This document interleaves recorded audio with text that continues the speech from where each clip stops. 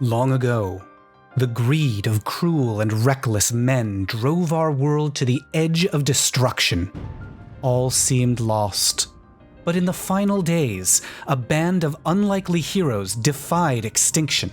These legendary adventurers bowed to no king, for they were, all of them, queens. Their inspiring deeds forestalled the end and instead forged a new age. Great houses rose in their memory to continue the work of these queens of adventure. So began the Age of Queens, a time of great change. New friendships, new inventions, new magic, new gods. But it was not to last. A terrible taint spread far and wide. The great houses shook, and the great houses fell. Now ancient evils hidden and forgotten slither from the dark once more. Old gods and rapacious men pursue supreme destruction, and glittering coin rules over all. More than ever, the world needs heroes, fierce and legendary, to defy the creeping rot and inspire a new age of transformation. The world needs Queens of Adventure. Hi everyone, welcome to Queens of Adventure. I'm your Dungeon Master, Matthew. We are joined today by the fabulous Arson, Nicki, Bosco, Butylene O'Kipple, and Fraya Love. Hello! Hi. Wow. Salutations. Queens of Adventure is a narrative comedy show featuring Dungeons and Dragons and drag queens. You can check out the show at queensofadventure.com or just watch this adventure that we are about to go on right now. So if everybody is ready, let's dive right in. Adventurers, night has fallen on the small country tavern known as Wyvern and Shirley's. Situated on the shore of an unusually still lake, festive music and cheers echo from inside, where 4 traveling drag performers have just completed a flashy, fabulous performance for a boisterous crowd in the tavern's spacious and well-appointed dining room. Arson, Bosco, Butylene, and Fraya, your audience tonight are no ordinary theatergoers. Wearing crisp tuxedos and glittering gowns, seated at white tablecloth tables lit by candelabras, you gaze out over a dining room audience composed of dozens of mind flayers. Their purpled, tentacled faces curl into something resembling smiles as they applaud for you with glistening webbed hands, and the tavern's maitre d', also a mind flayer, approaches the stage. "Weren't they a delight, everyone? Please, won't you all tell us your names once again and demonstrate one of your signature moves?" Y'all didn't come here to play. You came here to flay. Gotta have the dab. Yeah, you have to. How are they supposed to know it's a joke otherwise? Wait, I thought we moved to the woe. Aren't we doing the woe now? I'm not with it. I'm way too old. I am Bosco. I am Shadow Kai, aka Shade Archive. I am a gladiator horizon walker. I am armed with my trusty duct tape whip. Useful for several situations, and as a show of trick, I'm gonna do a cute little spinning jump split. Meow. Okay, let's have you roll acrobatics. All right. It's a 5 + 6, so an 11. Ooh, okay, so you do a spinning jump kick and land squarely on one of the tables, knocking over the candelabra, and drinks and glasses of water go flying everywhere. The mind flayers are a little like they push back from the table a little bit. Their tentacles are kind of waving in confusion at you there on the table, Bosco. This is the magic of drag, baby. Like, it is an immersive art form. I am one with the audience, so they should tip me. Are the candelabras lit? Are they? They are now. Yeah, we'll say that the candelabras are indeed. There's little, like, cute little. Would flames. you say that my pussy is on fire? Yes. Is that what you're trying to? Probably, oh shit! I would probably agree with that. Well, I'll go next. My plan was to do alphabetical, but that's okay. I'm Arson. I am a Derider dark elf drow type of deal. And my signature move is this. Now this is a performance venue, right? This is like your standard so I'm assuming there's a microphone somewhere in some vicinity. Is that correct? Yeah, there's a mic pole just to the side of the stage with like kind of a tentacle just like wrapped around it like you do with a handkerchief.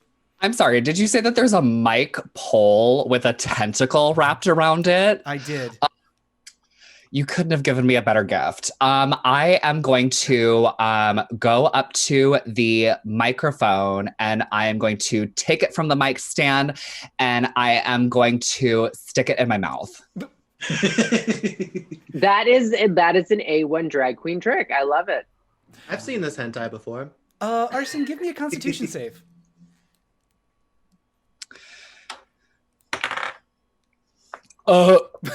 Yeah. It's a 5. Arson, the mind flayers all applaud politely as you realize that your tongue is just completely numb right now. There's some sort of strange mucus on that on the microphone. You know, there's a doctor for that out there. Yeah, so your character is going to have like a numb tongue for a little while. Which could come in handy depending on the situation. Who knows? We'll get there when we get there. Could be a blessing. Glass half full. And who's next? Who else do we have here on the stage? Hi, my name is Butylene O'Kipple. I am a tiefling alchemist, and some know me as the Baume.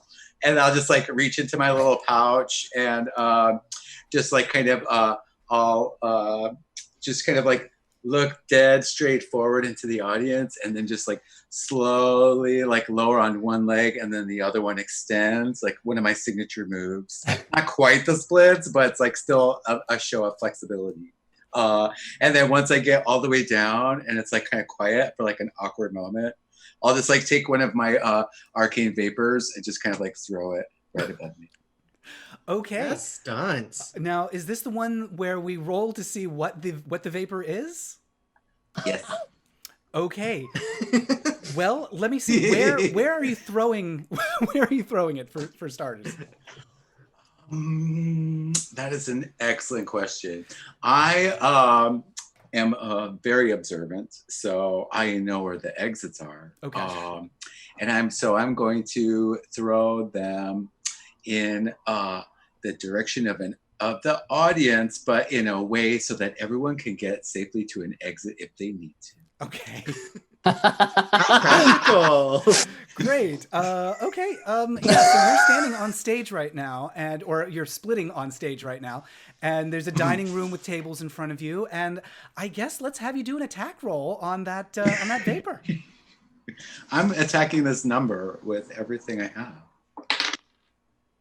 Oh, sorry. Was it a D6? No, that is. We're gonna start with the attack roll. D20. Oh, okay.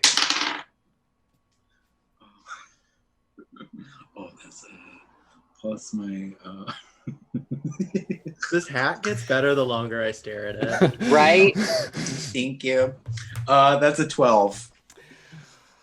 Here's what I'll say. The armor class for a dining room table is not particularly high. So Okay. your vapor lands squarely on the table, and let's roll your D6 to find out what it is.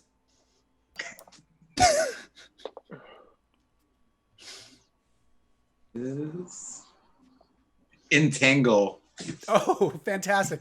So you lob one of your arcane vapors into the audience. It lands poof on the table, explodes like one of those mushrooms that explodes in spores. And from the table around the mind flayers that are sitting there, vines start to like grow out from the tablecloth and from their chairs, swirling and sweeping around them, growing up around them. And the mind flayers just very contentedly start munching on the vines. Yes. They ordered theater. a salad. Dinner and a show. Yeah, everyone like kind of like applaud softly. And then they turn their gaze expectantly to Fraya. My name is Fraya Love. I am the group's Hennessy cleric, and I'm here to wet your whistle. And I get a little bit of water out of my little leather pouch, and I toss it up in the air, and I use shape water to shape it into snow. Oh, that's very nice. I'm trying to think about The least dangerous of the four. Yes. If it was a competition, I'm winning. I'd say give me a... And hopefully it puts out the fire that Bosco started. Give me I think a nature check for that. Okay. All right, so that's 18 plus... Oh, why won't it zoom? Hold on, where's my nature? My nature is +0. So 18. 18 indeed. So here's what I'll say is a gentle drift of snow just kind of like descends over the room just as the candelabra that Bosco knocked over is starting to like consume the tablecloth. And there's like a sizzle as the flames are slowly extinguished. You have laid waste, I will say, to the front rows before the stage. Slain. Ew. Yes, Oh, yes, flayed. indeed. Mind flayed. And the Mind Flayer Maitre D says, astounding, astounding, they have slayed and flayed with the best of them. Please enjoy the rest of the evening. Dinner will be served shortly. And he turns to all of you. As we are gathering your payment as agreed to in the terms of our contract, please, we would be honored if you would join us as our guests tonight. We have a table prepared for you right over here next to the stage. Please make yourselves comfortable. Is it the table that's tickets? broken? It is a pristine table. So to answer your questions, it is a beautiful pristine table, freshly set, and no drink tickets necessary, as it is an open bar. Okay, we're good. I love a good open bar. So as you make yourselves comfortable at the table, the Mind Flayers turn to each other. There's a soft murmur of tentacled, muffled voices all chattering with each other. You sit back into the chairs. It's very comfortable here. And a human female human waiter, makes her way over to your table. She's got a pitcher of water, and there's some empty water glasses in front of you. She smiles to you as she starts pouring drinks out into your glasses. Arson, she leans down next to you. She's pouring the water, and she says to you, keep smiling, keep looking calm. We're all in terrible danger. See, I knew this was trouble from the start. She was happy to bring us water. That is like, that's when you know something is going down. She says, well, I do like water too. I'm just very into water. I'm very happy about it. But yes, I'm very into water right I now. love water. this is good. Yes, keep banter. Keep the banter up. Don't show any cause for concern. She straightens up and she goes over to Bosco. She's pouring the water out for you, Bosco. She says, the Mind Flayers have a cell full of prisoners in the basement. Oh. She straightens back up. She goes over to you, Butylene. She says, tonight, they're planning to eat the prisoners' brains, and probably yours. Oh, I was like, I didn't have a problem with it yet. And she straightens back up one more time. She goes over to Fraya. She starts pouring your water, and she's like, lovely to see you. And that's no. She says, I don't believe that. I don't believe that for a Here's second. the bill. yeah, she just delivers the bill. No, she says, the door to the basement is in the kitchen. You've got to help us escape before... I didn't ask for your life story. I'm just kidding. Well, all right. If you don't need any help, I'll just leave you to it then. Wait, before what? Before what? She says, before the main course is served, you've got to help us escape. What course are we on right now? Oh, How many courses are there?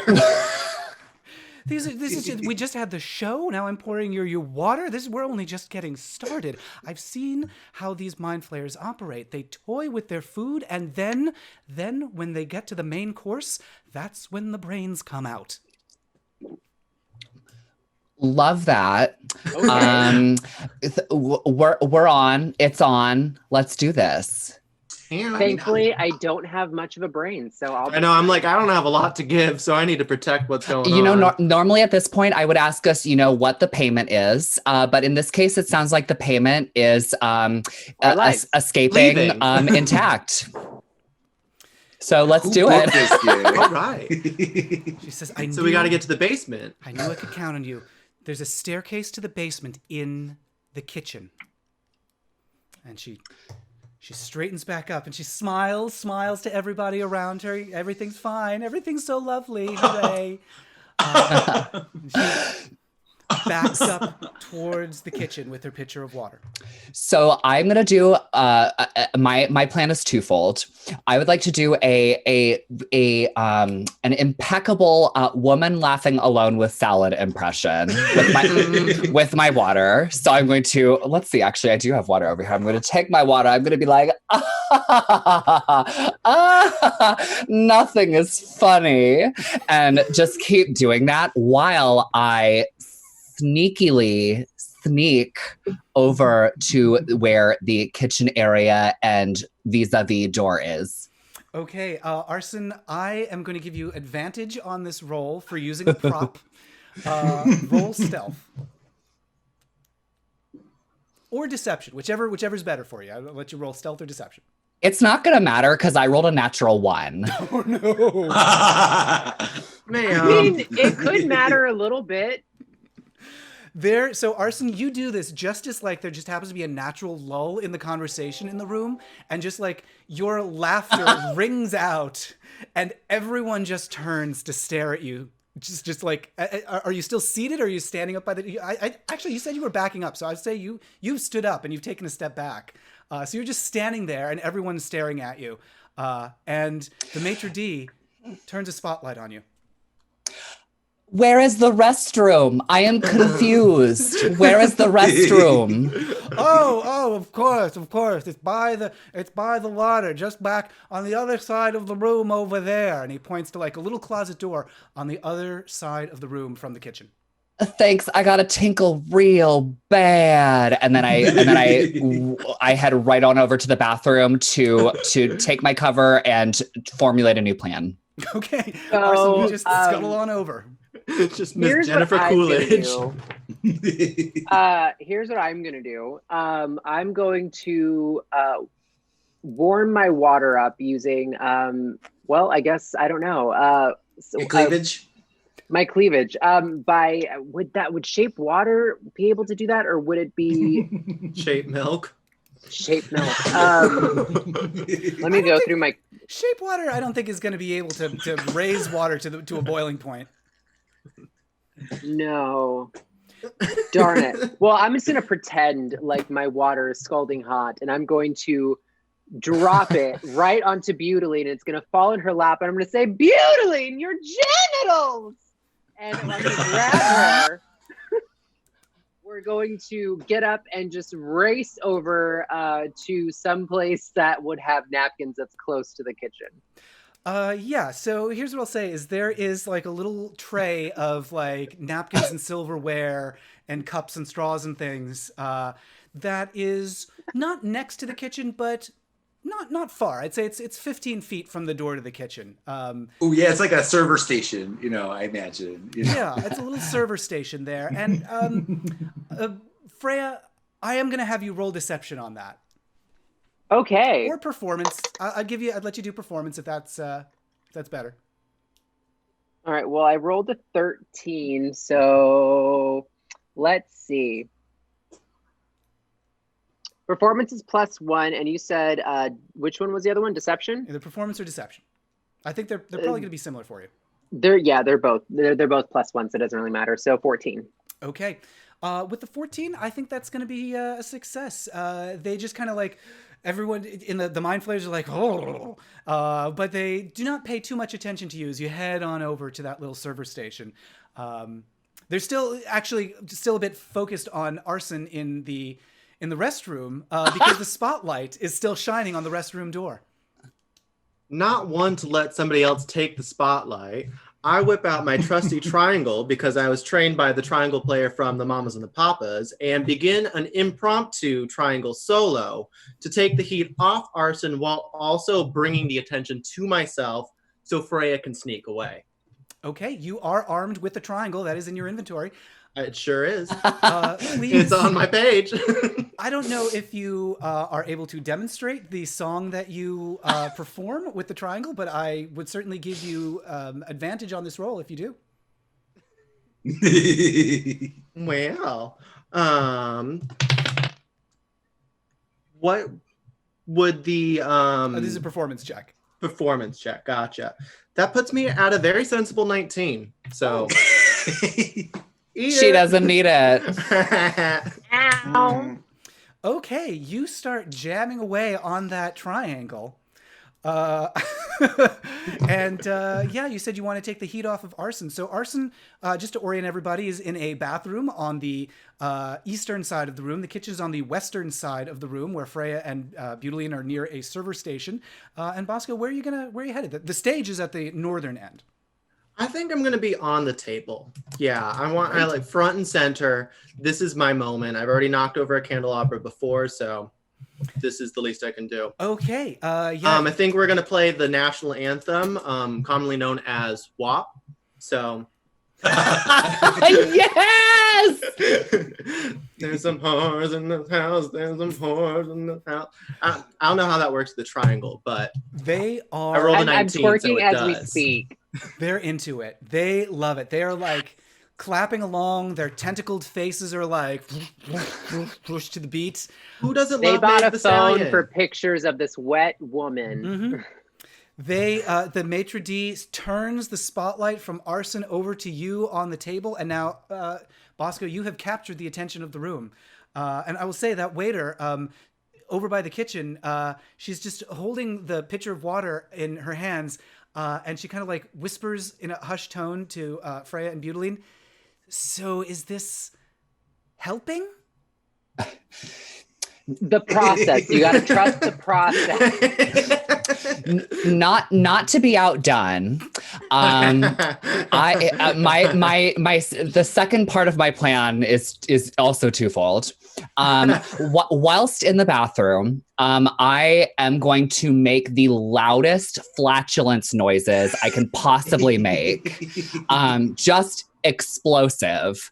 And then so that when I step out and start very coolly and calmly walking towards the kitchen, I can just give everyone in the room elevator eyes and visually dare them to say a word to me after creating such chaos.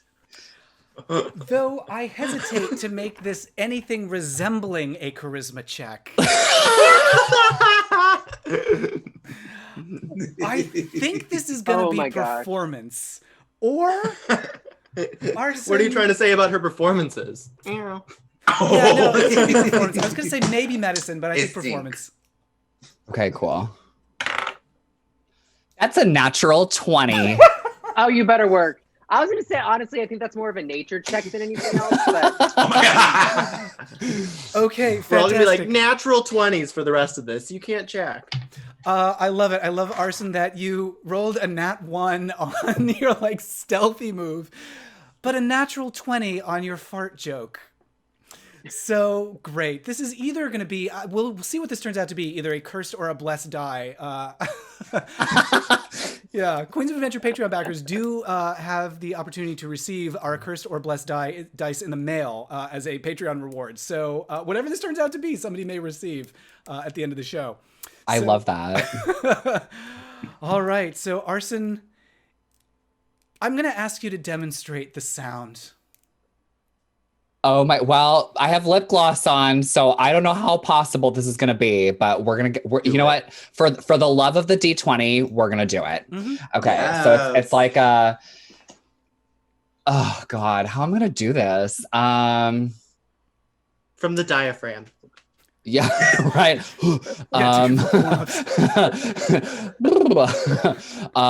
It's gonna be like we're gonna, this may not work, but this is gonna be worth it.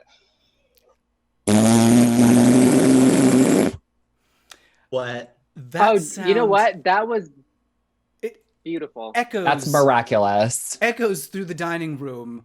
The Mind Flayer's eyes widen and they just look intently at their tables, not wanting to make eye contact with the, as we have so far failed to mention, Dryder. So, elf with the body of a spider, just discreetly exiting the bathroom. And where are you going? I'm going straight to the kitchen. I belong here. I own this establishment. I don't know what these people are talking about. Holding your head aloft with a haughty pride, you stalk on your 8 legs over to the bathroom, just push the door open, swing the door open, and head inside. Inside, you see there's another human in there.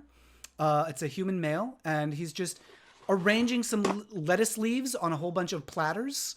And he says, as you head in, he just gives you kind of like a glazed look in his eye, and he's like, "Good evening, madam," and just returns to the lettuce leaf situation there in the kitchen. But you can also see that amongst all of the pots and pans and knives and cutting implements and one of those little devices with the corkscrew on it that you turn like this to bore a hole in something, you can see there are 2 doors in the eastern wall of that room. And we're going to head over to Butylene, Fraya, and Bosco.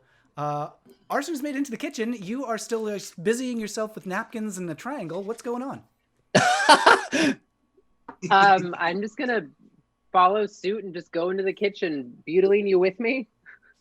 Is there any like uniforms or like condiments or anything in the server station that might be like useful? Like, can I just like survey the scene real quick to see if there's give me anything an useful? investigation check.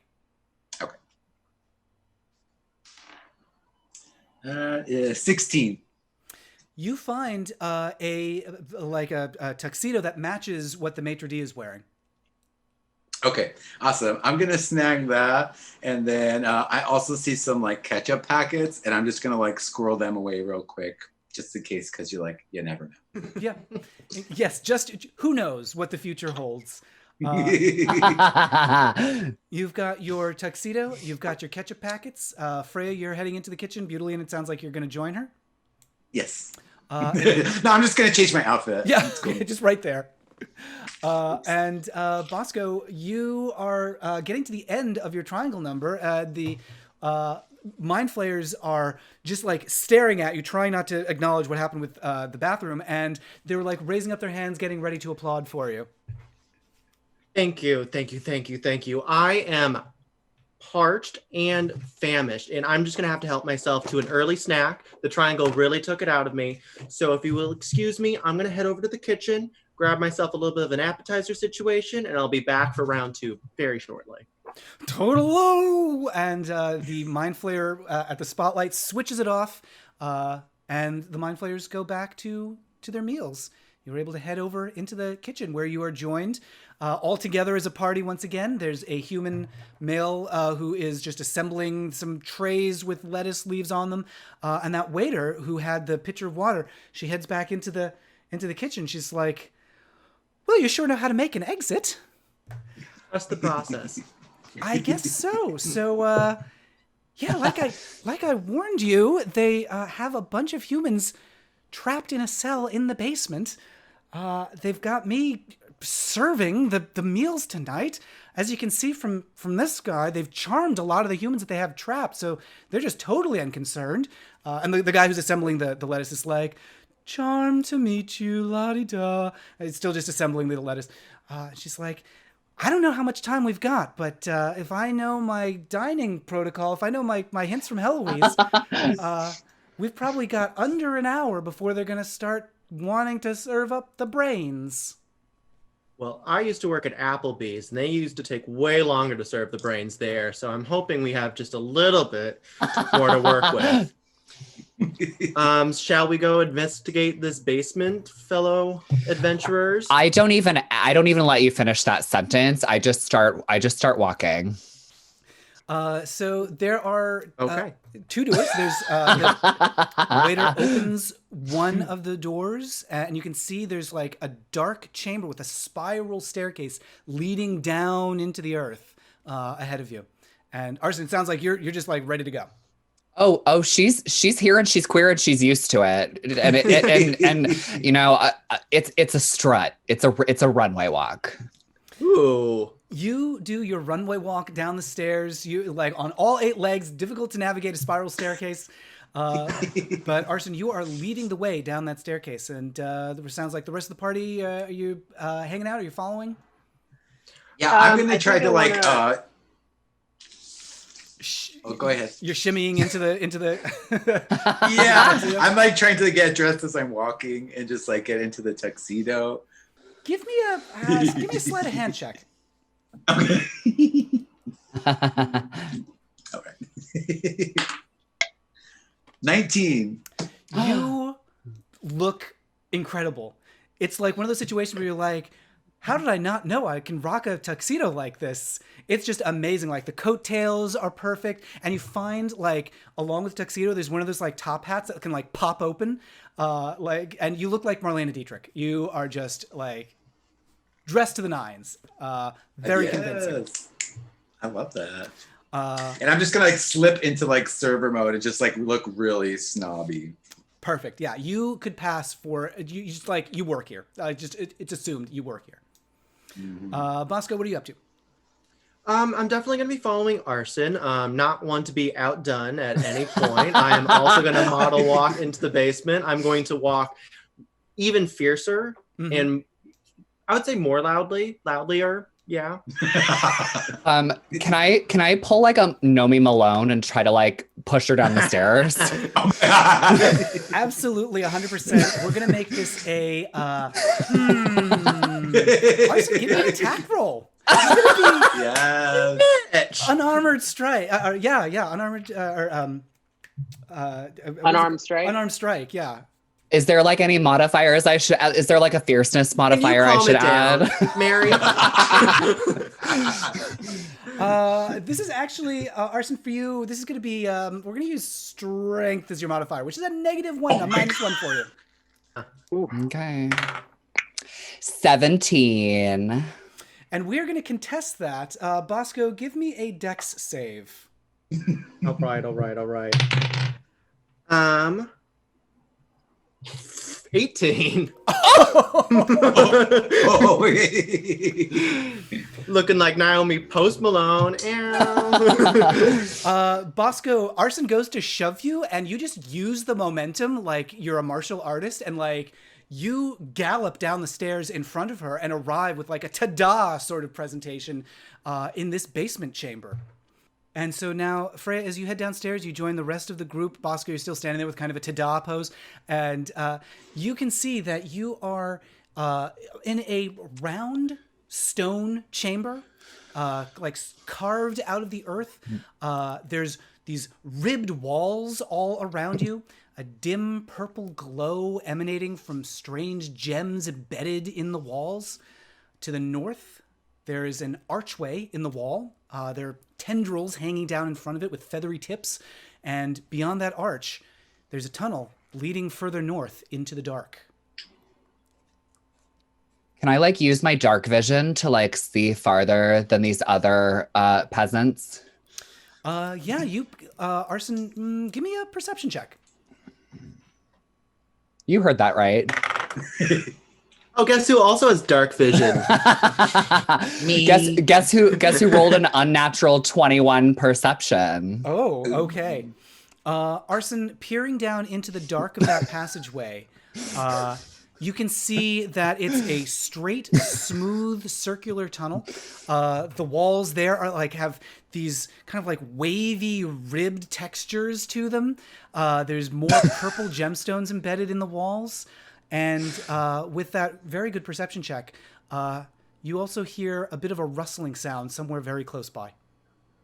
Ribbed for her pleasure. I was gonna say ribbed for my pleasure, because damn, like these rolls are it.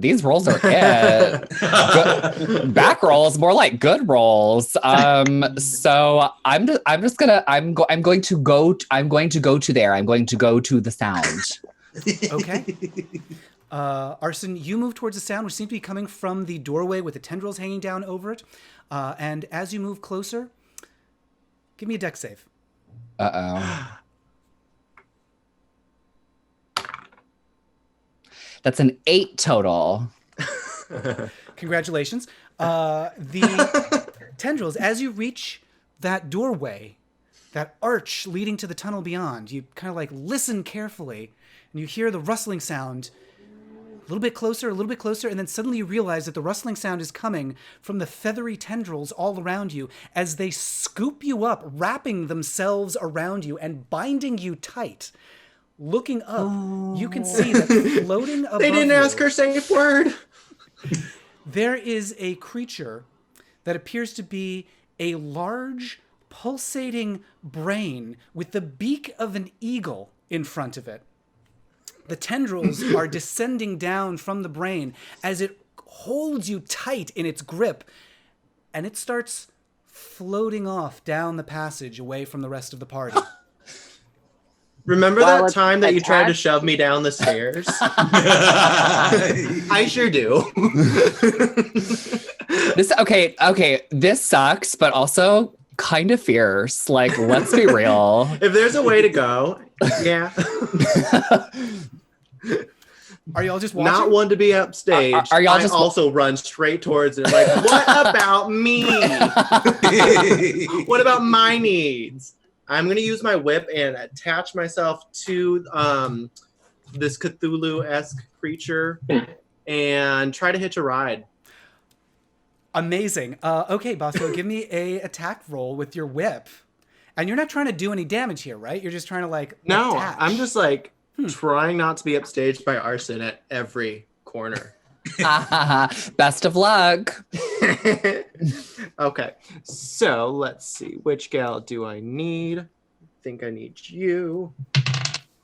All right, it is a 5 plus an 8, which is giving us a very sensible math. Haven't done it in about 4 months, so we're gonna go with 13. All right, Bosco, you lash out with that whip, and it wraps itself around the floating brain creature. And I'm going to say that is going to do some damage. I think for your whip, it's a 1d4 plus 5. Okay. That would be 7. Okay. Your whip wraps successfully around it. You are now entangling the creature that has entangled Arson, and it turns towards you, its beak like facing you, and it looks like it might attack for a second, but then it just opens its beak and it just lets out a loud ah kind of eagle cry, and from further down the tunnel you can hear some more rustling sounds. Can I use my cantrip frostbite and give it brain freeze? Yes, you can. We are gonna have the creature do. I believe that's gonna be a con saving throw. What's your spell save DC? That's gonna be on your spell 14. sheet. 14. Okay. The creature, you'll be happy to hear, rolled an 8. So go ahead and let's see. Roll 1d6 for some cold damage. 6. Here's what I'm going to say. We're going to do double damage on that because it is an exposed brain, and it is going to get like an intense ice cream headache from what you have done. And it like shudders, and the tentacles start to release Arson, and they move up towards the creature's brain as it's sort of massaging itself, like clearly in pain, and like kind of like leans over against the side of this chamber. and it's not moving anymore, but you still do hear like the rustling sound from down the hallway getting closer and closer. Well, I can't see in the dark, but I don't want it to see me. Fudgesicles. I'm going to play dead. And for context, I'm currently doing Cirque du Soleil aerial silks with my whip while attached to it. Okay. So we're going to start with Arson there. Arson, you're the furthest down the chamber, down this hallway. You're going to play dead. Give me a, I'm going to say this is probably going to be deception for you.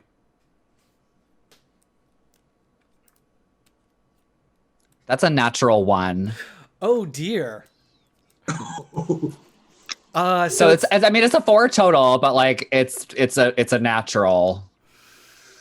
Okay, fantastic, Arson. I think this is shaping up to be a very cursed die. Lying there in the on the floor of the chamber, trying to play dead, it's not convincing. And from around a bend in the hallway, you see more of these floating creatures approaching, these brains with huge beaks on them, and tendrils descending down. There's probably about 6 of them, and they float down to you. They give you kind of like a sniff, as much as something with a beak can sniff, and they...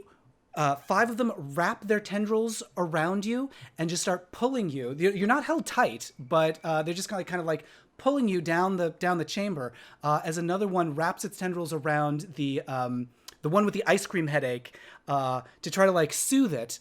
And as it's doing that, as the group is pulling you away, Arson, the one that's soothing the brain freeze creature suddenly stops and looks over at the rest of the party.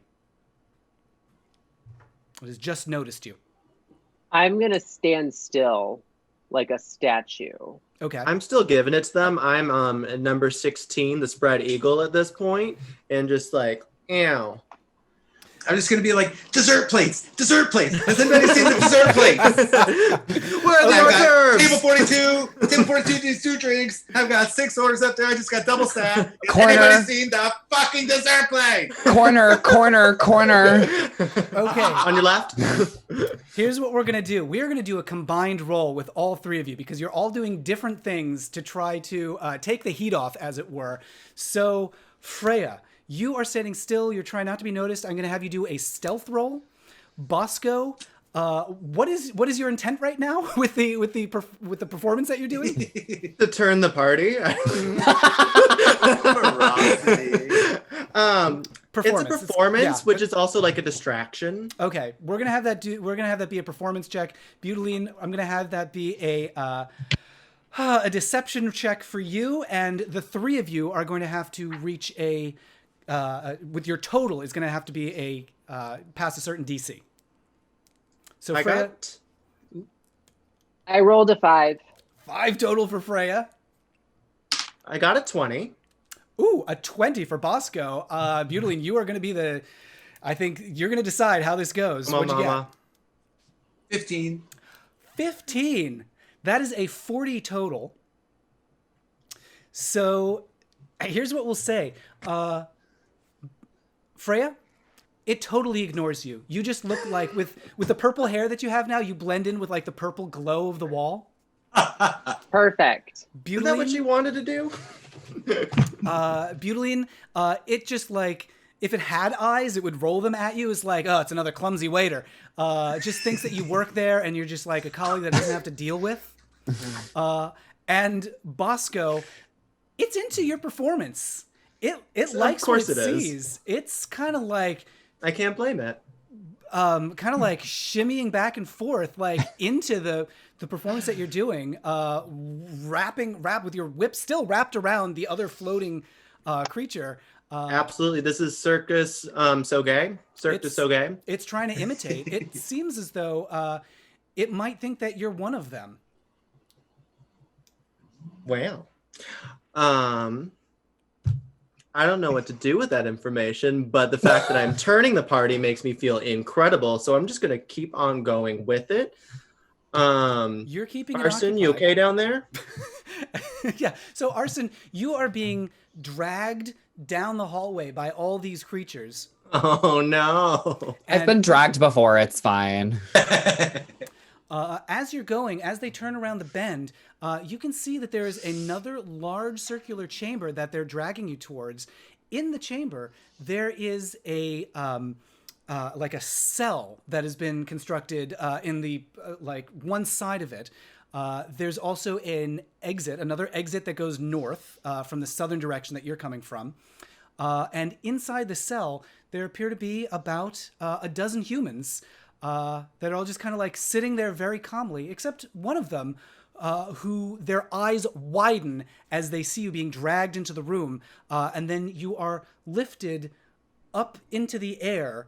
And it looks like there's sort of like a chute at the top of the cell that the creatures are preparing to deposit you into. Oh, shoot. Are you just going with it? Or are you taking any action? So I'm still in their clutches, correct? That is correct. There's still a window of opportunity to perhaps like make my grand escape and get the Declaration of Independence. That is correct. There's 6 of them that are holding you, but not holding you very tight. I love that. I am going to let out a piercing banshee scream to try to make some real loud sound waves to spook them into dropping me. Give me an intimidation check. That's 24 total. Arson, once again, I'm going to ask you to, in a way that is sensitive to the fact that we are on mics, demonstrate your banshee scream. Okay, and so also you're in an apartment building with neighbors. I was gonna say it's like a little late at the moment, so don't want to get a noise complaint. But so you may need to use your imagination just a little bit. But it's definitely going to be like this very like 90s like final girl scream. So it's gonna be like ah! And then as she like plunges like a chainsaw into the entity that she is trying to kill. Okay, Fact. you let out that scream. The creatures that are holding you are very startled by that. They thought that you were unconscious or like incapacitated in some way. They drop you to the floor, and I'm going to say you're going to take 4 points of damage from their like sudden drop to the floor. Okay, fair. And they just like book it. They are startled and scared. They rush out of the room down the hallway that they came through. The rest of the party, they just like 5 of these creatures like rush past you, and they zoom down the passageway up the spiral staircase, and you hear like the crash of the door open as they pass back into the kitchen and whatever was back there. Arson, you are now lying in a bit of a heap on the floor in front of this cell. The people in the cell have like their hands over their ears and they're like grimacing. And one of them slowly releases his hands from his ears and he's like, oh, all right, well, I guess that's one way to deal with that. Good job. Now, you think you could bust us out of here? Absolutely. And then the rest of you, Fraya, Butylene, and Bosco, you've just seen these things like whoosh past you. And the 2 creatures that are still, one of them you have lashed with your whip, and the other one is just kind of like dancing side to side. They're looking a little confused right now about what they should do and where they should go. You definitely heard the scream, and they're starting to look like back down the corridor. Like, should we run? Should we check out what did that? Did she upstage me again? Yes. Oh my god. I think I'd like to use thaumaturgy and make another like blood curdling scream in an attempt to like scare the other 2 away. And so like kind of like maybe like aim it a little bit behind me, but like at them. And ideally as startling as Arson's. Okay. That's great. So Butylene, I'm going to have this be, let's see. You know what? I don't think there's going to be any roll for this because you could just do thaumaturgy. That's a cantrip for you, right? I sure can. So yeah, I'm gonna say there's another disembodied scream this time that just like echoes from some like position in the hallway. And that's it. That's enough. The creature that was kind of like dancing before is just like, nope. And it's just like moving back down the corridor, like towards the spiral staircase, back towards the kitchen and the dining room to get away. And the one that had the brain freeze is starting to like come back to its senses. It's still kind of like, limping a little bit, but it starts like moving off down the corridor as well. Like, wait. Unfortunately, Bosco, your whip is still entangled around it. Bye, Gail. Goodbye. Bye, gals. I'm gonna sacrifice my whip in this case. I'm gonna have to let go. I'm gonna let go. I am going to try and fall gracefully to the floor. It's all about the dismount. You're not being held up quite as high as Arson was, so you could just like thump down to the ground. Do you have like parting words for your whip as it goes? Why you gagging? She brings it to you every dungeon. That's you whisper that into the dark as why you gagging? She brings it to you every dungeon. As it disappears into the darkness and up the spiral staircase. And now you are standing there in the hallway. Arson, you are standing before the cell containing the villagers. One of them is like jostling at the locked metal door of the cell. It's just like a prison door with a sort of you can see the chute up at the top of the cell looks kind of like fleshy and biological, like it's something that you could like be pushed in through, but would be hard to like push your way out of. And so the villager is like, come on, hurry, I know what they're planning to do with us. Can I just freeze the locks with shape water and a little bit of water and knock the lock? Fraya, you are still in the hallway, but you like strut down the hall into the cell with Arson there, and you want to use some water to freeze the lock. Let's give that a shot. I just kind of put my hands over it, blow on it because I got icy breath right now because I'm a little chilly. And then I'm gonna just knock it with my once it's frozen, I'm gonna knock it with my trident. Just give me an attack roll with the trident.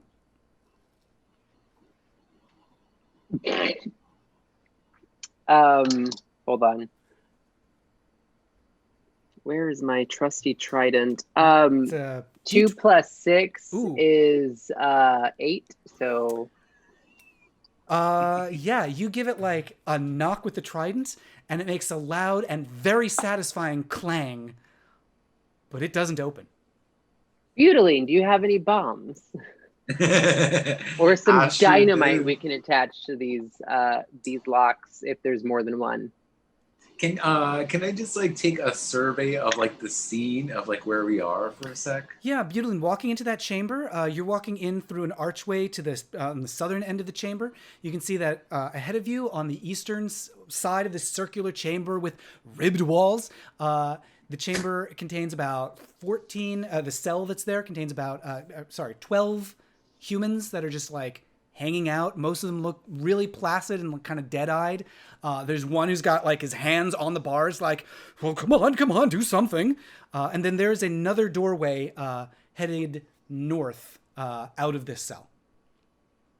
Okay, and you said that the entryway into that cell looks like biological.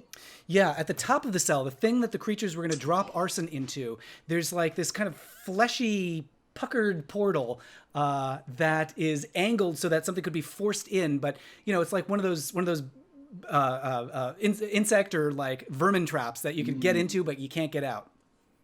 And does there seem to be like the whole cell? Does that seem to be biological, like including the ribs? Or no, so the ribs on the wall are stone. The cell bars themselves appear to be some kind of metal. Okay. I want to climb up to like the top where like the kind of biological looking spot was, and take one of my randomized arcane venoms Uh-huh. and just like shoot a blow dart at what looks like the biological part. That's like Okay. it's like, I love it. This is fantastic. Yes. So let me have you roll. Give me an attack roll on that.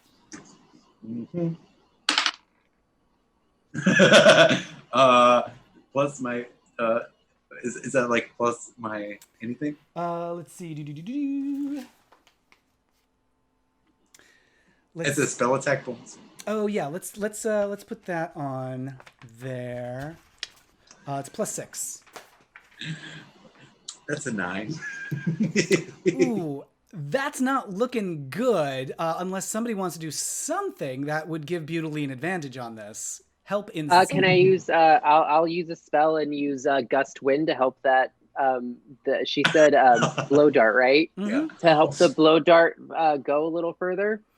I would allow you to use gust of wind to channel the flight of the dart. Yeah, so Butylene, go ahead, roll one more time since Freya's help is giving you advantage there. Thanks for the blow, gal. Oh, that's a 21 this time. Ow. Outstanding. And what? Yeah, so it looks like that blow dart is like gonna go a little off course at first, but then a gust of wind comes from Freya's like storm-like hands and channels it back into its proper direction. D6 to find out what the venom is. Number 5. Dissonant Whispers. I love that George Michael song.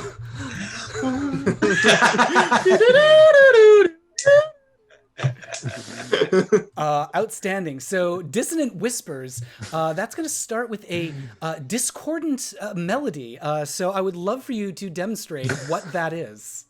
Well, thank you, Bosco, for the intro. It's just like a sultry saxophone sound like comes out of nowhere, and it's just like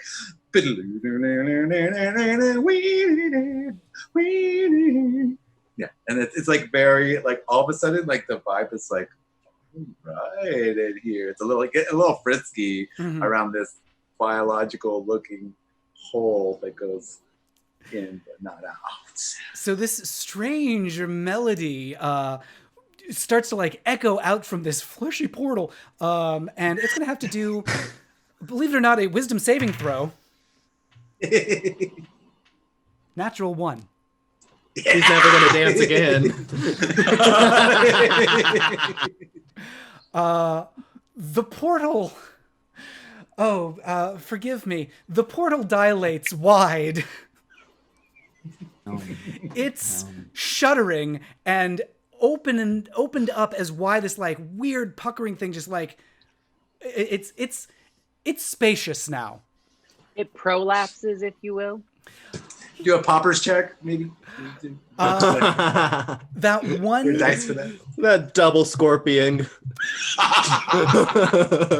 that one villager who is in the cell in the cage is like, it's a little gross, but good enough for me. And he starts climbing up the bars to like reach out, Butylene, and he like reaches out to you to like grab his arms, and you reach out with your arms, you pull him out of the cell, and the other villagers are just kind of like looking at him, and they're like, nice. And from down the hallway that you came from, you hear a door open, and you hear some muffled, tentacled voices conferring with each other. And you hear a footstep on the metal stairs of the spiral staircase. Okay. I think I'm the closest to said footsteps because I was hitching a ride on the flying brain. So I'm going to try and stealthily investigate what is coming down this corridor. Yeah, give me a stealth check as you creep along towards that room. 17. 17. Not bad.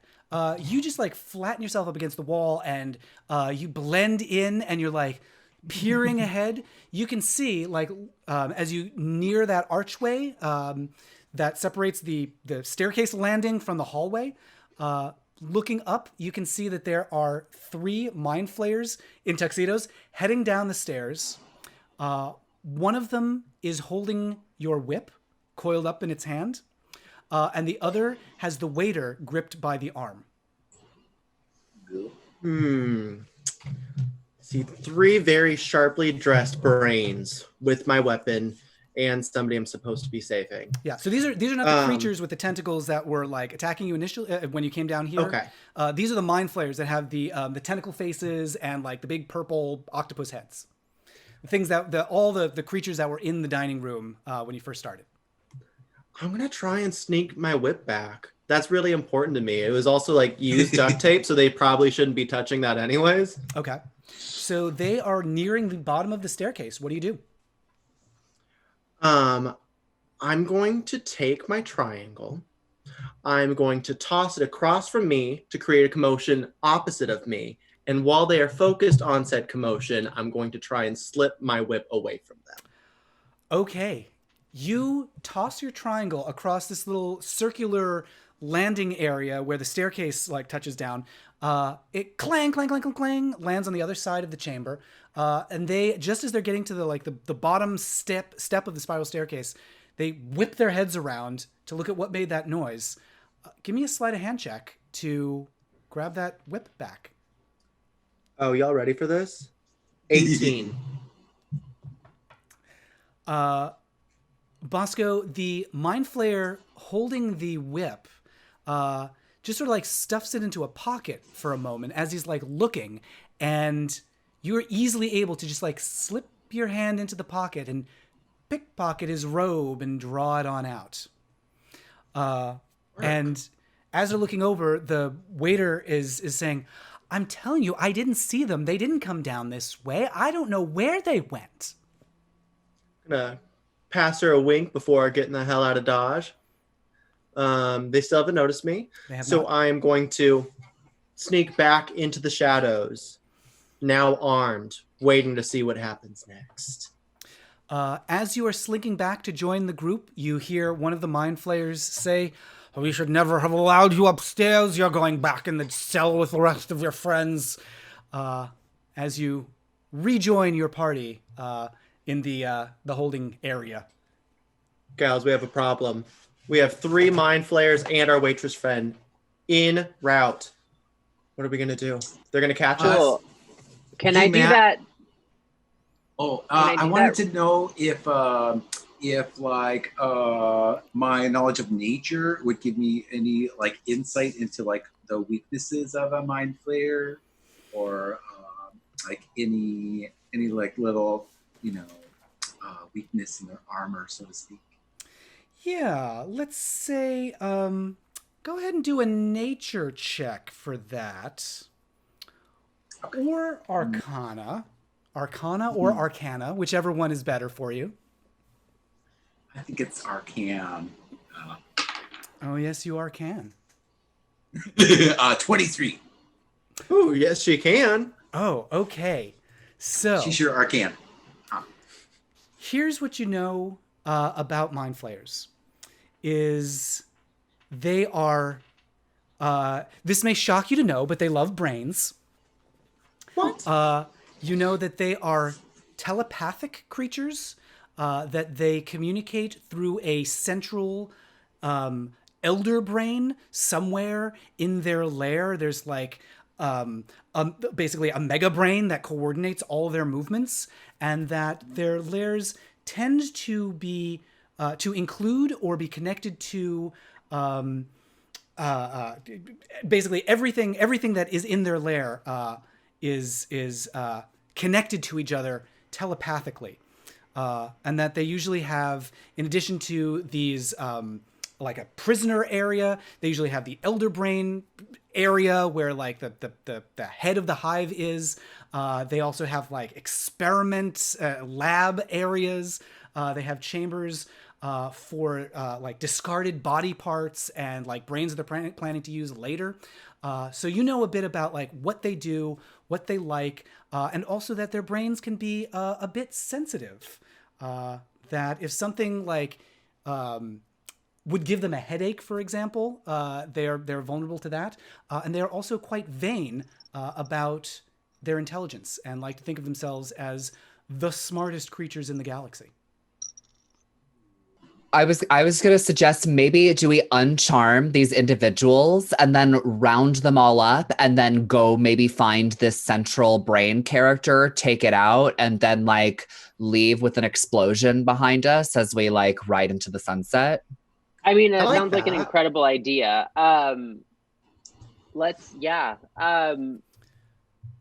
Let me do that brain freeze thing again to the 3 people that we've got coming down minus the waiter. Well, yeah, we can certainly find out what happens. Fraya, you said you wanted to do, what was it? It was frostbite? Yes. Okay, is that a cantrip for you? Or is that using up spell slots? Yes. Okay. It is a cantrip. So you can cast frostbite on 1 creature at a time. Wonderful. So yeah, go ahead and tell me what you do. You can hear their footsteps getting closer and closer down the hall. So what I'm going to do is I'm going to run in their direction and then thigh slide towards them. And as I'm like getting closer or like passing by them, because I'm just assuming that I'm wearing a very silky-esque type of cottony material that slides very well on floors. I'm going to grab each individual, what are they called again? Mind Flayer. Mind flares. And as I touch each one individually, I cast frostbite on them.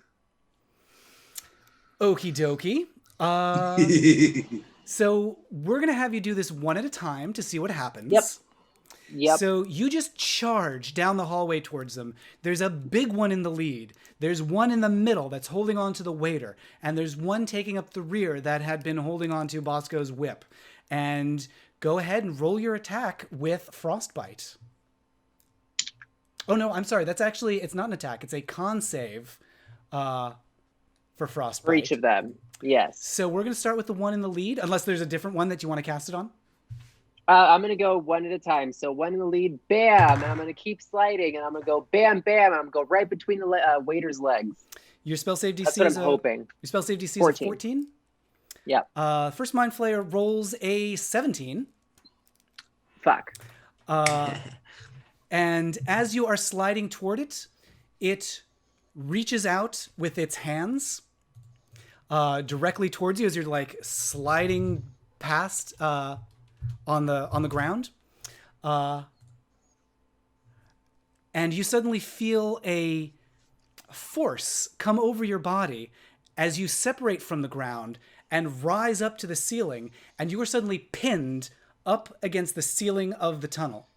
And the one holding the waiter says, "Didn't see them come down here, eh? Looks like we've caught at least one of them. Into the cell she'll go, I suppose, until dinner time." You said that they don't like their intelligence to be insulted. Is that correct? That is correct. So with that in mind, I'm going to sassily strut over to these mind flayers. I'm going to give them 1 or 2 or 3 real good, mean, nasty, like looks. And I'm going to say, "Oh, it's so cold in here. The only thing lower than the temperature is your IQs." Give me an intimidation check. That's a 26 total, Your Honor.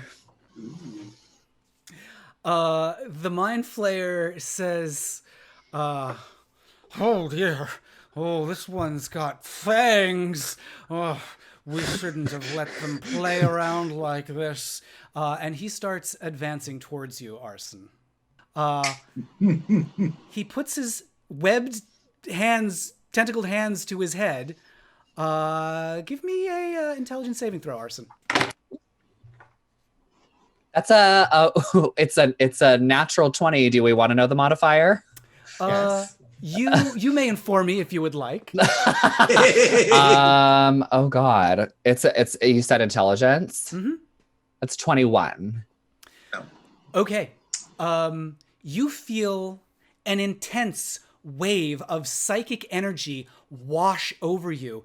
It feels like incredible pain in your mind for just a moment, and then you're able to shake it off and resist. You are standing your ground against this creature as it stalks up to you, standing over you with this kind of like golden shimmering rope in its hand, and it starts to circle it around, and it says, "These are very dangerous creatures, impervious to our attacks. I'm going to enjoy consuming this one's brain first." And as it's circling that rope around, it's starting to form like a shimmering lasso in the air that's growing larger and larger and larger above you. Fraya, you are still stuck to the ceiling up above. You're just like splattered flat on the ceiling. And we're going to jump back over to Bosco and Butylene. Still just like, you hear all this commotion out in the hallway. And there you may not have much time left here. Okay, I'm going to do some thaumaturgy again and like send that in the direction of my gals down the hall and make it sound like this, like the sound of all of the plates that they would eat the brains off of crashing to the ground in a big cacophonous rumble. Okay, but like cacophonous. Yeah, I was thinking. Okay, so all like while all while like in my head, like thinking and singing as loud as I can the hustle, but only like the first 4 bars and then repeating it. Okay. That's Come On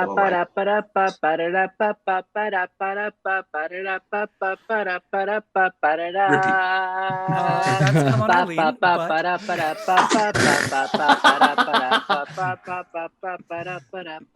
I will not give you disadvantage for that. So no, okay, yes, you do that.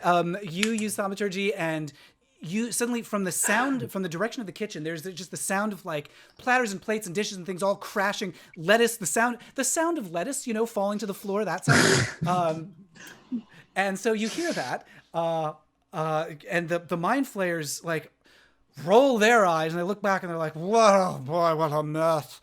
And the smaller one that was towards the back, kind of like, "Should I go check it out?" And the larger one that's preparing to lasso Arson says, Yes, go make sure everything's ready for dinner back there." And so the smaller one starts to head back up to the kitchen. Now there's only the one that is confronting Arson, and there is the one that's holding onto the waiter.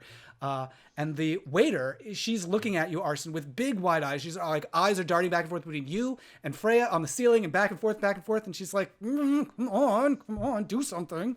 And let's jump back to Arson and Fraya. What do you do? Am I pinned? Oh, hold on. Am I pinned to the ceiling by the brain? Not the brain guy. The what's his name again? The mind flayer with the tentacles. The mind flayer. Yes, the mind flayer. Am I being pinned up by them, or am I just up there like being held up by ooze now? There's nothing sticking to the ceiling. You feel as though like some magical force has like levitated you up to the ceiling. Gotcha. Well, then I want to use Guiding Bolt to that to whatever decided to levitate me up there. Okay, make a ranged spell attack. Alrighty. On that lead mind flayer. Darn it. Okay, well, I rolled a 15. Okay. Guiding Bolt. Dex +6. I don't know. Well, so I will say, like, even without the modifier on that will hit. So give me 4d6 for your damage. 4, 6, 6, 5. 4, 6, 6, 5. 12 plus 9. We're going to do 21 points of damage with that. All right. I think if I've got the math right there. And so like that guiding bolt like shoots towards the mind flayer and knocks him on the shoulder. And he goes, troublesome vermin, and turns away from Arson for a moment. The lasso falls, and he turns his gaze up towards you, Fraya, on the ceiling. And he is going to concentrate. He puts his hands to his head again. Give me an intelligence saving throw. We do know that I'm not very intelligent, correct?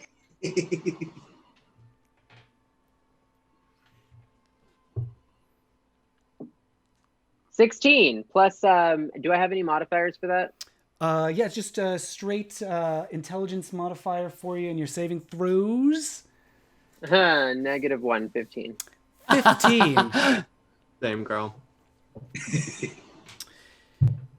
Fraya, you feel the same thing. A wave of pain wash over your mind, and you are just barely able to shake it off and avoid like the agony of whatever it's doing to you.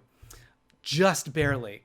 And Arson, he says, "Enough!" And the tentacles on his face suddenly stretch out around you. They widen and slap at you. This happens every time. Arson, what's your AC? My AC. I don't have any AC here. It's 15. All right. Arson, you take 20 points of psychic damage. Okay. And it pulls you close. You are now grappled in this thing's... he wraps his arms around you, draws a lasso around you to bind you up for the second time for you on this adventure, and they start marching down the hallway towards the cell. The one that cast Levitate gestures with his hand, and Fraya, you feel yourself dragged along the ceiling of the passageway towards the room with the prisoners. Is there any way that I can get out of this grip? Get down from the ceiling, you mean? Yeah, that's what I meant. Get down from being pinned to the ceiling. Well, there's one way to find out. Tell me what you'd like to do. I want to say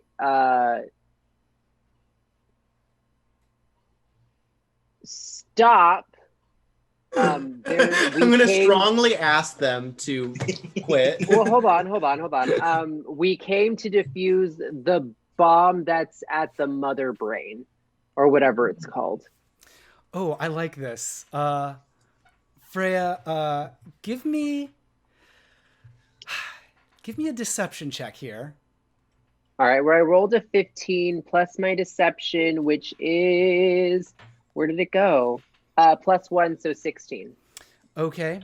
We are going to roll that against the wisdom of the Mind Flayer.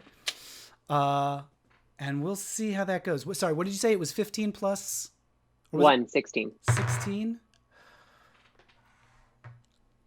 Now, here's the situation. The Mind Flayer has rolled a 17.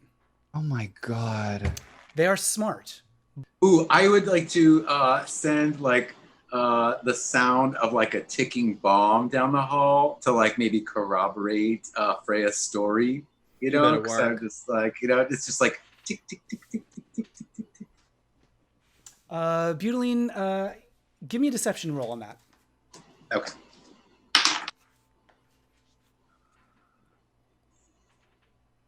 $24. 24. Okay, so Fraya, they look very skeptical about what you have said, but then they hear the sound down that hallway. And they, like, you see a look of alarm on their faces. They say, "What's this? Sabotage? Sabotage with the elder brain? Who is responsible for this?" Well, we came down to defuse it, but your giant grells, I believe they're called, decided to try to attack us first. So we thought nothing more than to think that we were being attacked altogether. So we started fighting. So really, this is your Whose fault is not this? mine. Yeah. They concentrate for a moment, And I didn't realize gaslight was a spell. This is great. It's a cantrip. And they The say, longer you take, the less time we'll have to defuse the bomb, and there's only minutes left. only minutes left. We will consult with the others upstairs and develop an evacuation plan in the event that you're unable to defuse the bomb. And then we will consult with the Elder Brain to make sure that it is aware of the situation. Yeah, absolutely. Fraya, you suddenly fall to the ground.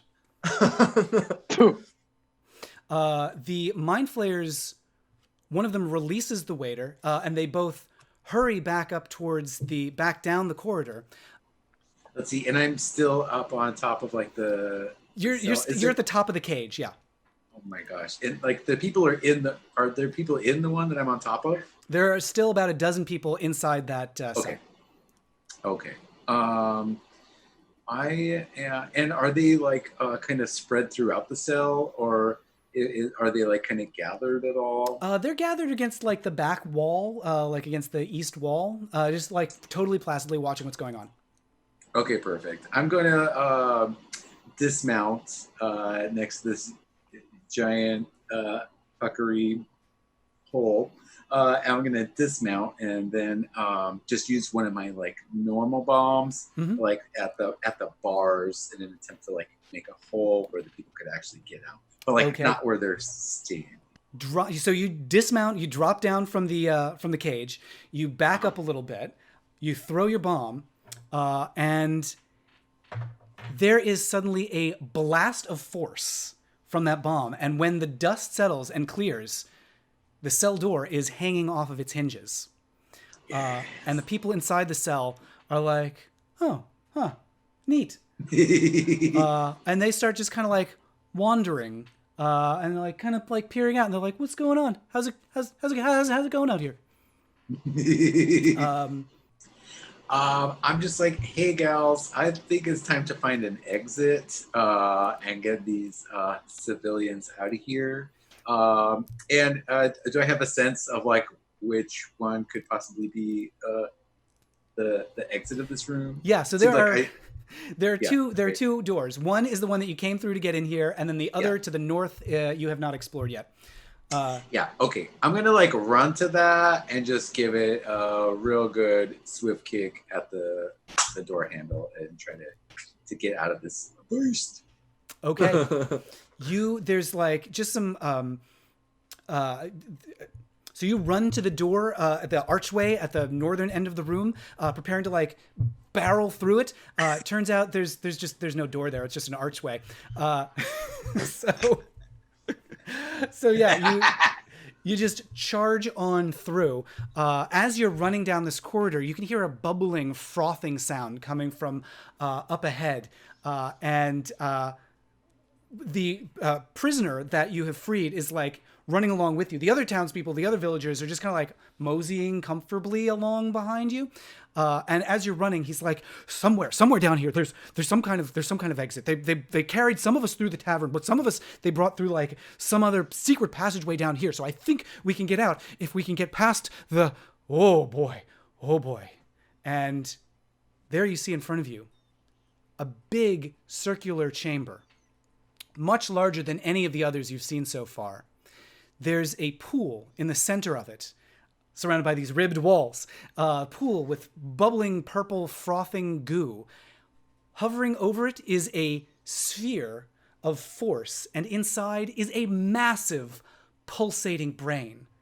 And the brain says, oh, what's this? Fresh brains for daddy? Not daddy brain. And I'm just like, nope, didn't bring any of those. Definitely. Oh, not. But I think you did. You brought me so many. Which one shall I try first? Oh, no.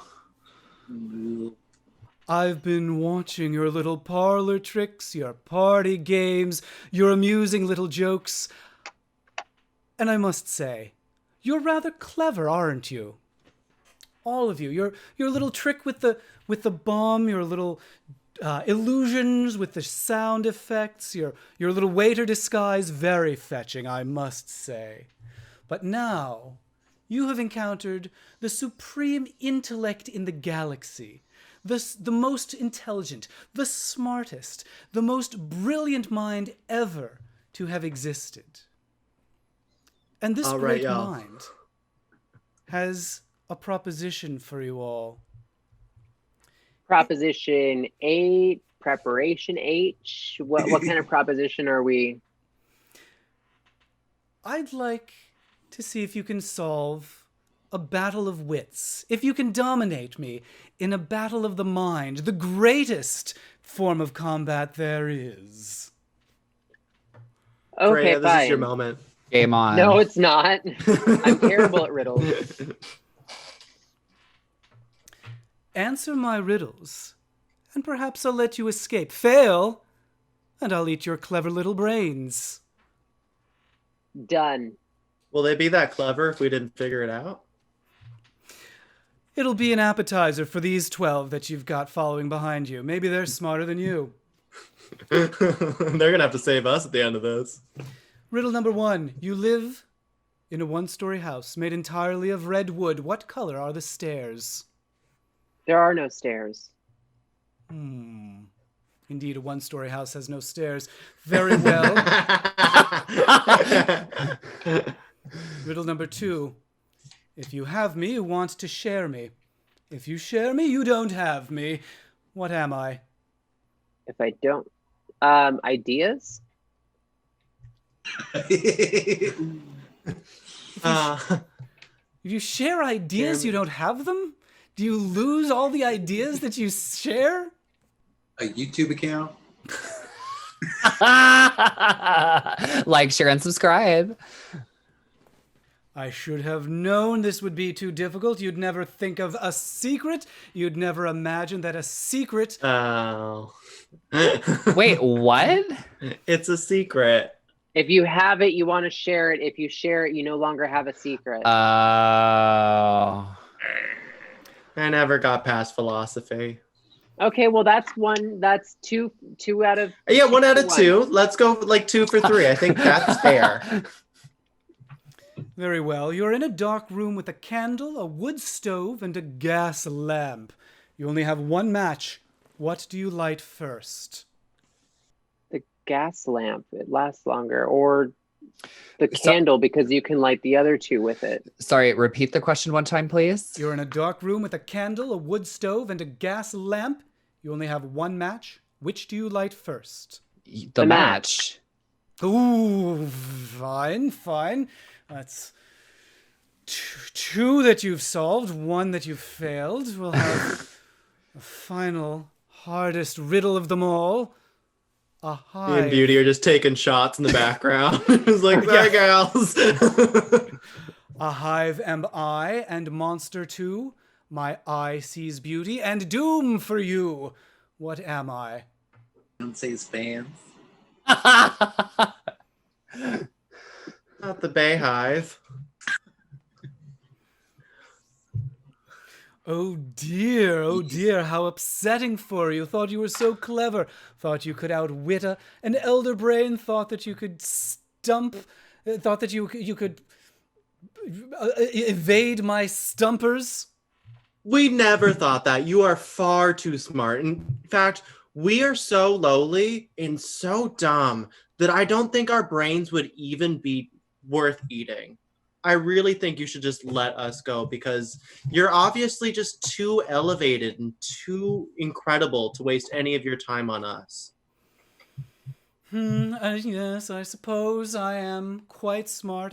I did come up with that riddle about a beholder all by myself. Oh my God. Wow. Yes, you a are hive. incredible. And has monster anybody and told the you today that beholder. you're like really like attractive?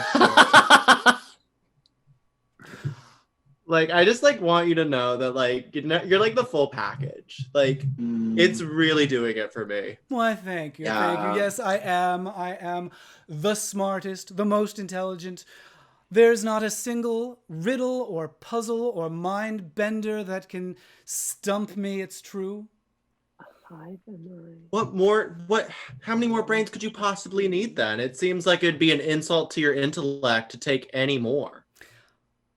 I'll admit, I am quite bored with most of the brains that are served up to me. I seek challenge.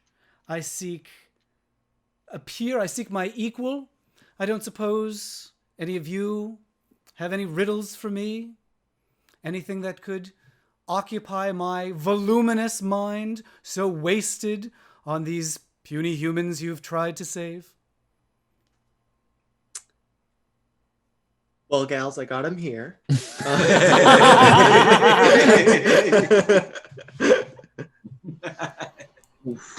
I mean, can we just do a group number? This is what we're good at. This is what we do. I love group that. Number, intriguing. Will it be a real thinker, a real beard scratcher? Ooh, this is definitely a thought piece. One of those where like each of the components holds a symbolic value and an interpretive dance. And let's just see if you could possibly interpret this. I was gonna say like wordless, like abstract, like performance art. I love a thought piece. I love a thought. I love pieces. Let's make it happen. Show me your number. What are we about to see? And do also remember you have like a crowd of villagers around you as well, if you want to incorporate them. Backup dancers. Yeah. Yes. So tell me what you do. Okay. First off, I would like to, if possible, cast friends on like as many of the prisoners if possible, or like any of them. How many can I? Let's see. Are you casting friendship? Yes, I have that as a cantrip. No, I'm sorry. I think I would like to do. It's a tiefling trait to use enthrall, so I could just keep everyone's attention. Fantastic. Let's have you do that. So I'm just looking up enthrall. And tell me what you do to cast that spell. All right. So to cast enthrall, I'm going to use like a little bit of like interpretive dance myself. I'm going to like be the wave, and then I'm just going to like put my hands out and like clap, and then shoot it like at the crowd and like rainbows and like the kind of glitter that never comes off your body, and just like hope that doesn't. Okay, so you begin by casting Enthrall. Rainbows shoot out from you, and the brain is going to have to do a wisdom saving throw. Rolls a 7 on that. And so it starts throbbing faster and faster and faster. This is a good start, and it's going to have disadvantage on wisdom saving throws for the next minute. So Good job, Beauty. all right, who's going to build on that? I would like to use prestidigitation to create a soundtrack of a soundscape, if you will, to our thought piece. And the soundtrack will be low, bassy, like drones and tones that rumble and wave with a whispering narration of abstract poetry. Ooh. Work. Okay, so then we start hearing the whispering, abstract poetry. And Arson, I'm going to have you roll a performance on that. 18 total. 18 total. Please demonstrate the whispering of poetry, as abstract as possible. Modes of transportation cannot communicate the suffering of the violence of the individual in the sky who does not want or cannot see the things and the people and the universe. Outstanding. The elder brain is throbbing faster and faster now. You hear like the heartbeat of its whatever gelatinous goo or ooze is inside the brain, like getting louder and louder in the room. It's really getting excited. Who's going to follow that up? Who's going to build on that? Luckily, I'm just gonna try to Oop. build some choreography, like with the crowd that I have enthralled, and I'm just gonna put us all like standing straight up, and then just raise all of our right arms really slowly for like a full minute, and that's just the choreography. Outstanding. It's durational. I love it, which works because the enthrall spell does. It's got a duration of 1 minute. So over the course of the spell, you're slowly raising your arms up. The brain's like, oh, it's symbolic. It's symbolic. I love symbolism. Oh, semiotics. I can't get enough semiotics. Who's next? Basco? 1 sec. I need to get my camera working again. Oh! You look She just I do have an freezes. idea, though. I know. I mean, this could be, maybe this is the performance. You're just like emotionless. Oh my god. I am astral projecting into the next plot. You're in the next adventure. Exactly. There we go. No, luckily for everybody, I never go to a gig without bringing my flash drive filled with whip crack sound effects. So I'm going to be plugging in my whipcrack.mp3 and it's just going to be like, wah, wah, wah. And while that is happening, we will all be moving in some sort of unison of just like a head isolation of like, wah, wah, wah, wah. Fantastic. Give me a performance check on that one. 7. Oh dear. I Oh know. dear. The pulsing starts to slow a little bit and the brain just goes, I don't get it. Luckily, on the same flash drive, I also have a plethora of explosion sound effects just for this occasion. So, after the whip cracks have finished, we are moving into nonstop explosions and glass breaking sound effects to illustrate that this portion of the mix is over and I am moving into the dance break. So, Okay. lights on me, dance break begins. Okay, so you're dancing along, and I'm going to say this is because this is another performance. This is going to be high stakes. That the brain will become displeased if this roll does not go well for you. So let's go ahead and roll performance. Can I like do what Bosco is doing at the exact same time? Yes. In like in please. perfect unison, hopefully. Absolutely. We'll give you. I'm just gonna make some air horn sounds. Some Club horn. I'm going to give you advantage with the support of your party. All right. Well, she got a 19 plus 3 for her first roll, so Okay, the into brain it. 22. pulsing faster and faster again. It's like, now I get it. Now I get it. And then It's very turns- cerebral. Yeah. You'd like it. just like me. And it turns to look at Fraya. I'm gonna do some interpretive ribbon dancing, but with my water. Kind of like skipping around and like doing some real stunning gymnastic sort of things. And while I'm doing that, I'm gonna say, how much yas could a yas queen yas? If a yas queen could yas queen. Fantastic. Fraya, give me performance on that.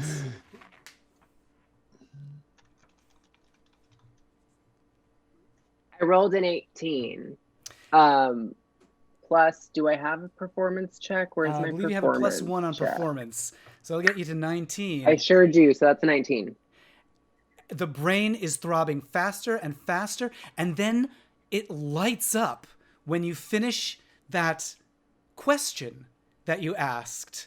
And it says, a riddle. She ended on a riddle. Ooh, it's a good one. It's a stumper. What could it mean?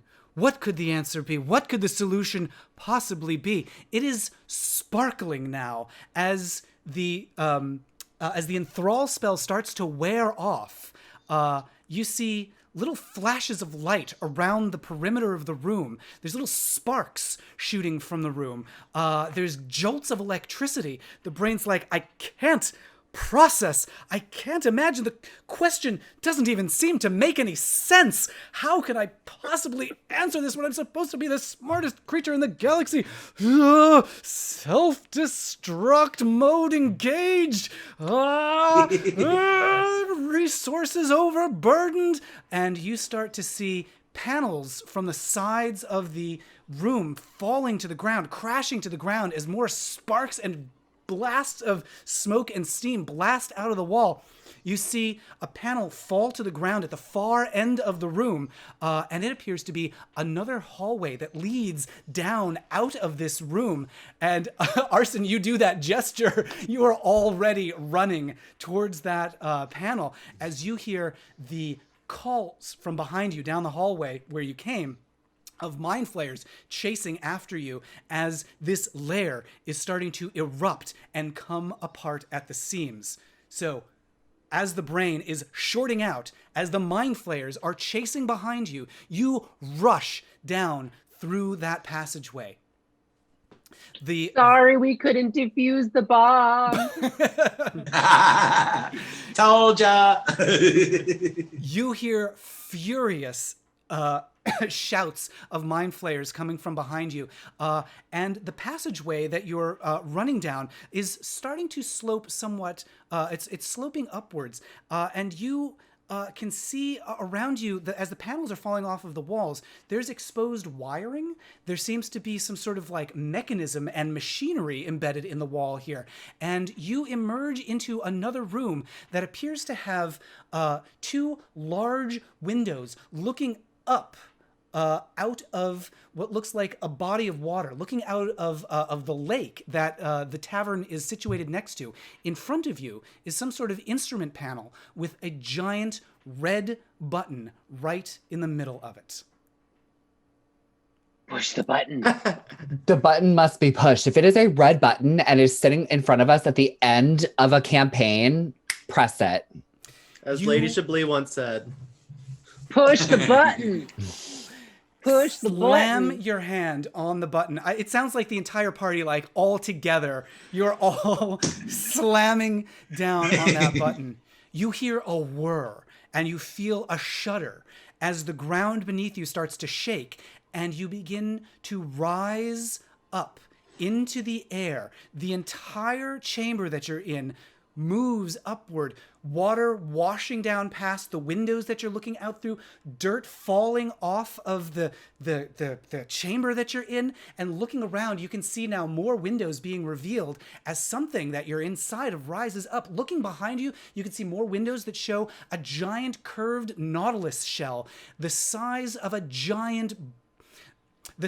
of many giant structures curling behind you that you were moving through without realizing it in these passageways. And perched on top as this giant shell moves upwards is the ruined remains of the tavern as it's falling apart and sliding down off the back of the shell. But as you are rising up into the air, you also hear furious, angry shouting behind you. And the ship, the vessel that you're in, starts to lurch to the side. There's a crowd of mind flayers approaching from behind, approaching from the tunnel that you use to get into the ship. You can also see up on the windows, there are more mind flayers that have leapt onto the surface, the exterior of the ship. And the panel, the instrument panel in front of you is starting to blink with lights and strange symbols. And we're going to do a skill check to see if you can escape from these mind flayers and escape in this vessel. If you can get through this skill check, then you will get away from the mind flayers. If not, you will be captured by them. So here's how this is going to work. I think you've all done skill checks at some point in the past, but what you do is you look down on your character sheet at the list of skills that you have. You choose one skill that you're going to use to take some action. Then we're going to roll on that skill to see if the action is successful. And you're going to want to get 3 successes as a party before you get 3 failures as a party. So you'll look down at your skills. You choose one that you want to use to perform an action. We roll on that action to see if you succeed. If you get 3 successes, then you will escape. If you get 3 failures, then you will be captured. So let's pause on that really quick. Let me get new headphones because mine just like completely died. Okay, we'll give everybody a chance to think about that. So are skills the same thing as actions? I have not done this before. So the skills are the things that are listed, like acrobatics, animal handling, arcana, athletics, deception. Gotcha. Yeah. So it's one of those. So basically you pick one of those, you say how you're going to use it, and then we roll on it.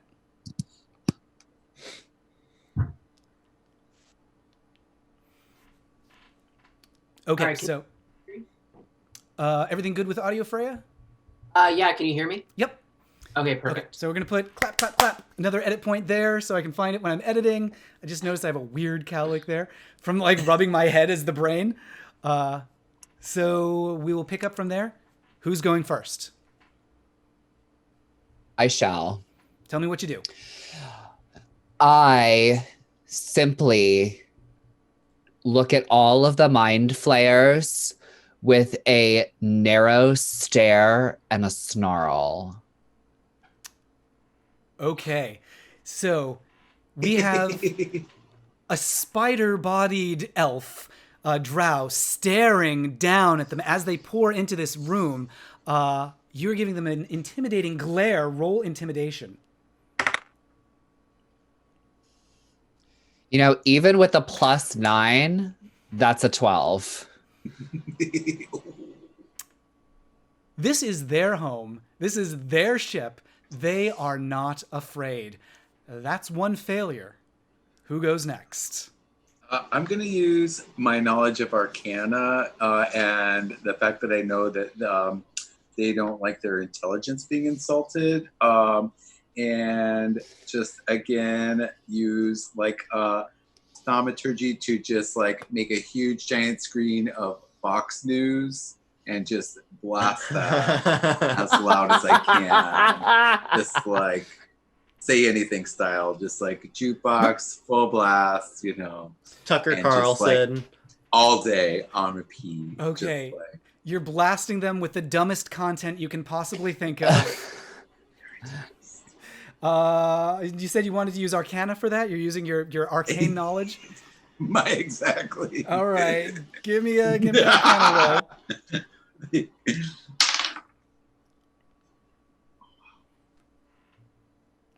That's a 25.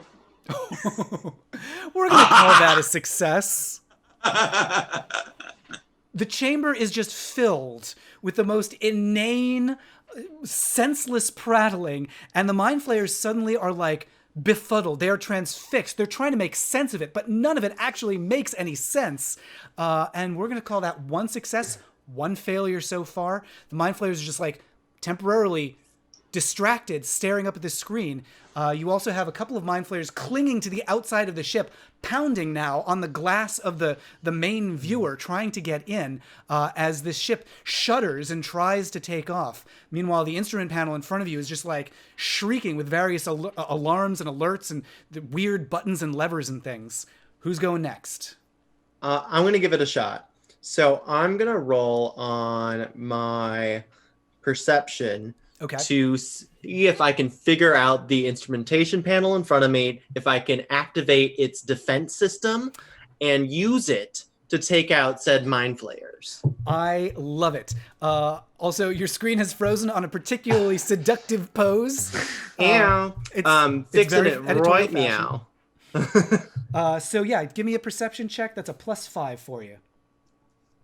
All right, let me put this gal back.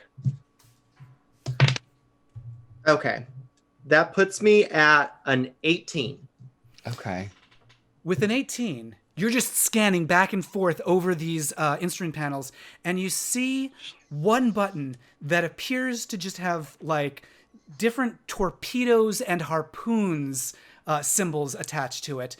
And you go ahead and you slam your hand on it, and suddenly projectiles suddenly start flying out of this giant Nautilus shell, just in every direction. And the mind flayers who are climbing on the exterior did not anticipate this. And many of these projectiles shoot either through the mind flayers, throwing them off of the ship, or they just get caught on their robes and they, like the missiles and torpedoes, carry them off into the distance, disappearing into the horizon, off beyond where you can see. So we're going to call that 2 successes and 1 failure. Who's going next? Well, I guess it's me, but I don't have anything that, like... You can just take an action of some kind. Are we still underwater? The ship is still partially submerged underwater. A little bit in, a little bit out. Okay, because I'm like, maybe I could use animal handling, but... Trident of Fish Command. You do have a Trident of Fish Command, it is true. I wonder if there's any beasts in this water. Only one way to find out? There's only one way to find out. So I want to use my Triton of Fish Command and use my animal handling to see if there are any enormous swimming beasts with an innate swimming ability and try to knock off the rest of the mind flayers off of the ship. All right. So with your Trident of Fish Command, you use an action. You use up a charge. You to cast Dominate Beast, and yeah, Fraya, I think that is going to be an animal handling for you. Go ahead and roll. Okay, so that is a 20 plus my animal handling, which is 7. Oh, casual natural 20. That was a natural 20? Yes. It landed on, it literally landed between my brush and my concealer and just 20 up. So I'm like, okay, I'll take that. Fraya, describe for me what the many large aquatic creatures in this lake do at your command. Well, apparently freshwater sharks are a thing, so in fact they're gonna take these mind flayers out and eat them for lunch. Fraya, a barrage of freshwater sharks suddenly leap out of the lake, one after the other after the other. It's like an Esther Williams number. They're just grabbing the mind flayers off of the, one of those Esther Williams numbers where they just eat people, grabbing the mind flayers. I like that a lot more than I liked her numbers. Out of the ship. One of them crashes through the windshield of the ship, slides past the party and all of the villagers, slides down the slanting deck, its mouth open wide, and like a bowling ball crashing into bowling pins, collides with the mind flayers, knocking them backwards and knocking them down the passageway and out the back of the ship. You see them all tumbling. You see the elder brain falling to the ground as the ship loses the last few creatures that were holding it down, and blasts off into the air, rising up into the sky. And you are free. You have rescued the villagers. You have put an end to the Wyvern and Shirley's Mind Flayer Palace. And as you rise up into the clouds in your new nautiloid vessel that you command, we can keep this, right? I don't think I get reception in here. I mean, who's gonna take it away from you at this point? Did I save up my flyer miles for this? I'm not sure. The villagers are all looking around in wonderment through the shattered windshield, and the waitress, the waiter that approached you in the beginning, she turns to you and she's like, "Whoa, I knew you were the right ones to ask for help. What on earth have you just done?" I have no idea. The most. Right. Trying to outdo Bosco, I just silently lower myself into the splits, wordlessly but staring. That's what we did. This is what happened. I'm gonna turn to her and just be like, "Can I actually look at a dessert menu?" You're still wearing the maitre d' outfit too. And as the ship blasts off through the clouds, you paint a rainbow appears behind you. And congratulations, you have completed Try the Brain Food. Brain food is not my favorite. Yay. Congratulations, everyone. You have done an amazing job rescuing everybody and saving the day, as always. Thank you all for doing this adventure, and thanks to everyone who joined us for this. Thanks for all the PAX 2020 viewers who tuned in. And of course, if you enjoyed this adventure, there is lots more where that came from. You can check out our comedy adventures in a fantasy world full of dungeons and dragons and drag queens over at queensofadventure.com. We have a page there with suggestions for where you can get started with the podcast. That's at queensofadventure.com. Check out the Getting Started page to dive right into the show. You can also follow us on Twitter for updates at Dungeon Drag. And a big thanks to our cast: Arson, Nicki, Bosco, Butylene, Kipple, and Fraya Love. Tell everybody where they can find you. We'll start with Arson. So you can find me on all socials except for Facebook. We don't do Facebook anymore. Twitter, Instagram, as well as Twitch. Arson Nicki, ArsonNicki. Specifically on Twitch, I stream 3 days a week. So come on by and say hello. We would love to see you there. Fantastic. And Bosco. I'm in witness protection, so you can't find me. You can follow me on Instagram and YouTube. It's the same handle. This is Bosco. That is also my Venmo handle. So if you'd like to find me there, which is my favorite platform to be followed on, this is Bosco. Outstanding. Butylene. I'm Butylene Kipple. You can find me right here. I do still have a Facebook. I've also got Instagram, Butylene Kipple. I also have an Instagram that's more specific to my tinctures and medicine and sort of witchy things, which is at Moth Crone Brewhex with underscores between each of those. Moth _ Crone _ Brewhex. It's BRUJX. And I also have a Twitter, and then there's also a secret Twitter. Oh. Secret Twitter thing. Tantalizing. Girl, I got a secret Twitter page too. Who doesn't? I mean, we're liberated. Oh, so many secrets.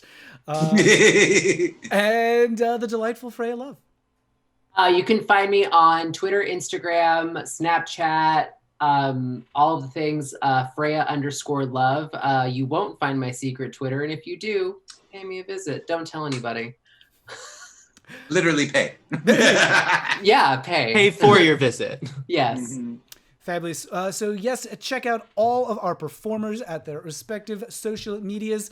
And for more comedy adventures on the Queens of Adventure show, check out Queens of Adventure at queensofadventure.com. Thank you again to all of our fabulous cast for joining us. Thank you to James for making the show Queens of Adventure alongside me. Thanks to PAX 2020 for having us. Thanks to all the viewers who joined us for this fabulous time. And until next time, everyone, sissy that roll. Sissy that roll.